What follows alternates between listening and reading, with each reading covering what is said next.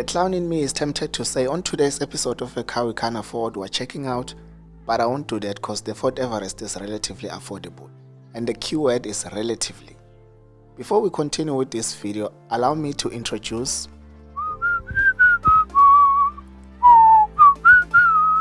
If you're wondering why I'm whistling Mr. How Much's theme song, it's because I am Mr. How Much. Okay? If you don't believe me, let me say a couple of catchphrases. Anyway, let us get started. Support local YouTube, guys. It's the right thing to do. Anyway, it's me. Okay, just take my word for it. We're at the launch of the brand new XLT and Everest Wildtrak models, and I was like, hey brah, I'm driving with you. I was like, yeah brah, I'll drive with you. And so we drove together and we decided to do this collaboration video. So I'll say a couple of things here and he's gonna come to my review and say a couple of things there. Welcome to another video.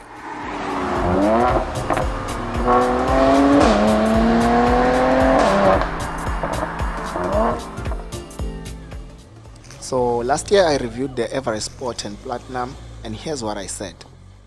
I believe Ford SA did some research before bringing the new generation Everest, and to them it makes sense to only bring the 4x4s from a business perspective.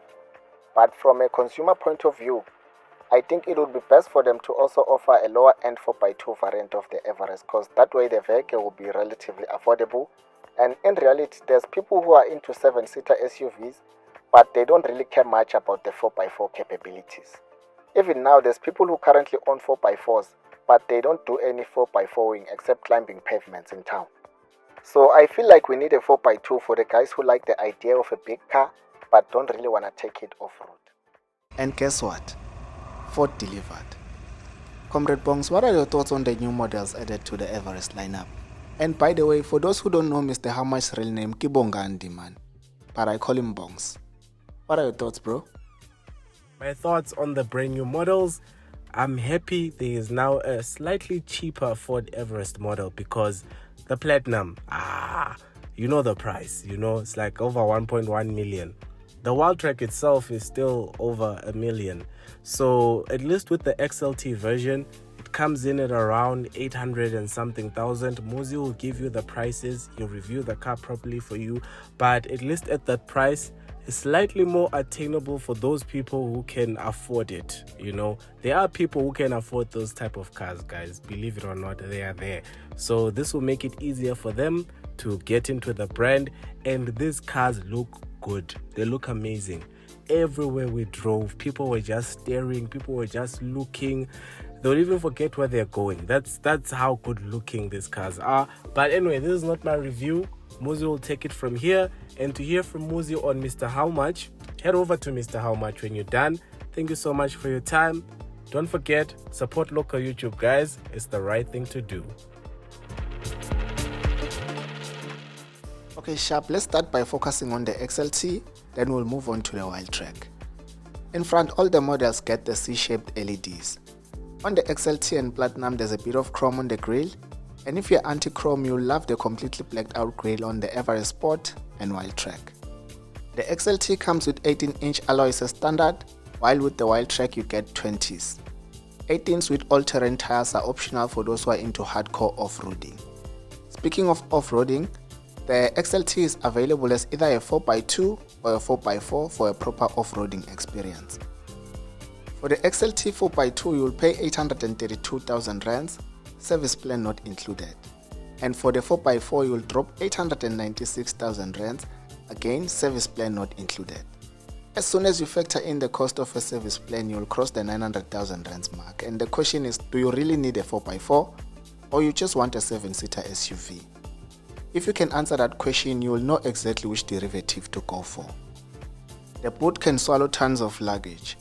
It has a capacity of 1,823 liters when all the seats are folded, 898 liters when the second row is up, and only 259 liters with all the seats up.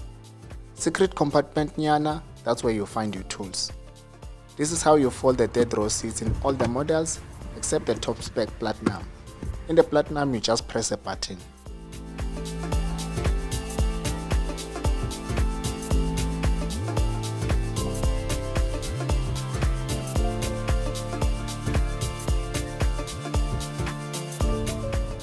Since the cheapest Everest XLT gets an electric tailgate, it goes without saying that all the models will come with an electric tailgate. With some brands that I won't mention, an electric tailgate is an optional feature. If you watched my previous Everest review, you already know what the XLT looks like here inside because it's identical to the Everest Sport. The previous review will pop up at the end of this video. You can check it out if you are interested. Here you will only miss out on fancy features like your electronic gear selector, 360 view cameras, sunroof and adaptive cruise control. Let me clarify that part because some people like to shine with silly arguments. The XLT has cruise control, but it's not adaptive. With adaptive cruise control, the car can slow down and accelerate by itself and even stop completely, then move again if you don't stop for too long. I don't know about you, but I personally don't care about adaptive cruise control because I have trust issues when it comes to tech features. Even when it comes to parking, that thing of self-parking, parallel assist, the best way to do anything is to do it yourself. That's Nicky Nash. Check out his YouTube channel Switch Off SA, there's amazing car reviews there. Under the hood, your XLT will come with a 2-liter bi-turbo diesel engine, producing 154 kilowatts and 500 Newton meters of torque, mated to a 10-speed automatic transmission.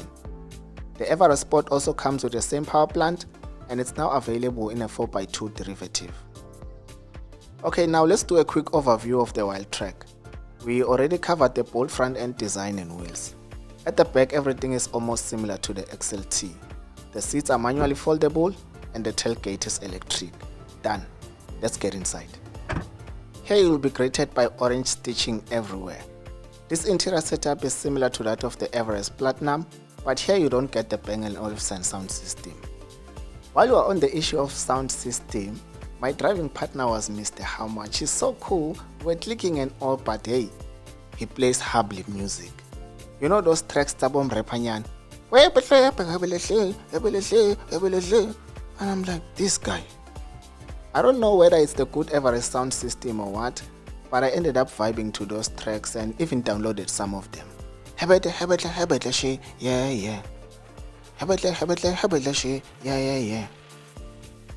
So the Wildtrak is powered by a 3-liter V6 with a power output of 184 kilowatts and 600 Newton meters of torque. Performance-wise, it's completely identical to the Platinum. Smooth power delivery and the cabin is well insulated. If you drive the 2-liter and the 3-liter V6 back to back, you really feel the difference and you may find yourself taking a 40% balloon just to get the V6 Wildtrak. I love cheap cars, but with my imaginary millions, I'd also go for the V6 Wildtrak, I'm not gonna lie. This is how it sounds from outside.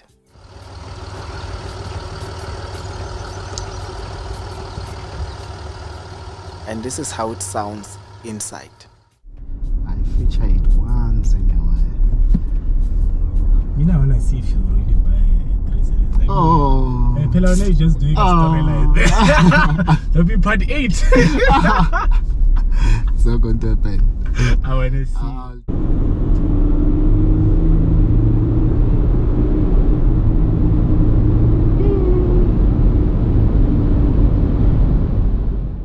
The prices for the different Everest models are on your screen right now, and for the purpose of this video, let's just assume you will go for the cheapest model. If you finance an 832,000 rands car for 5 years with no deposit and no balloon payment, at an interest rate of 11.75%, your monthly installment will be around 18,400. Add, let's say, roughly 3,000 rands for comprehensive insurance, and that will take your monthly car expenses to around 21,400 before fuel. A service plan is not included in the retail price. You have to cough out an extra 24,000 rands for a 6-year 90,000 kilometers service plan. If you decide to finance the service plan, that will add an extra 500 rands on your installment to patale kuze kubuye Jesu. If you haven't watched my previous Everest review, it will pop up on your screen right now. Thank you for watching. Don't forget to like, share and subscribe to all our channels for more car content in a Mzansi context. Until the next one, take care.